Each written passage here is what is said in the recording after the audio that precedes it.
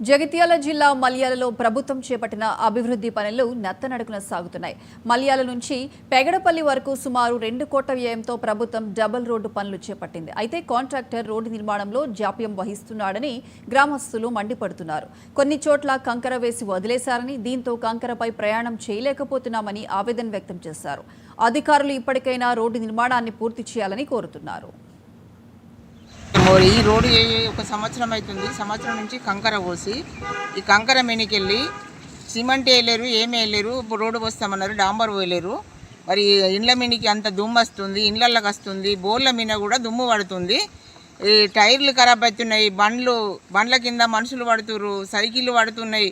పిల్లలు కూడా రెండు మూడు సార్లు యాక్సిడెంట్ కూడా జరిగింది ఇక్కడ. ఎందుకంటే దీని మీద ఖచ్చితంగా చర్య తీసుకోకపోతే మేము 7 గంటల ఆడికి పోయి ధర్నా చేయడానికి సిద్ధంగా ఉన్నామని. ఎందుకంటే ఖచ్చితంగా దీన్ని ఎవరైతే పట్టినరో వాళ్ళు చర్య తీసుకొని ఖచ్చితంగా చేయాలని చెప్పి నేను కోరుకుంటున్నాను. నా పేరు కొక్కుల శాంత, నేను సిపిఐ పార్టీలో పనిచేస్తా. ఎందుకంటే ఖచ్చితంగా దీని మీద 2-3 సార్లు ధర్నా చేయాలనుకున్నాము. ఈ పొలిటికల్ లీడర్లు వచ్చి ఏందక్క మీరు ధర్నా చేస్తలేరు అది ఇది అంటారు. మేము చెప్పినా కూడా ఎందుకంటే ఇండ్లు ఈ రోడ్డు పంటి ఎన్ని ఇండ్లు ఉన్నాయో అన్ని ఇండ్లకు దుమ్ము అయితే ఇట్లా ఖచ్చితంగా ఇట్లా ముడితేనే అంటుకునేటట్టుగా పారుతుంది. దీని విషయంగా బాగా మంది మేము నష్టపోతున్నాం.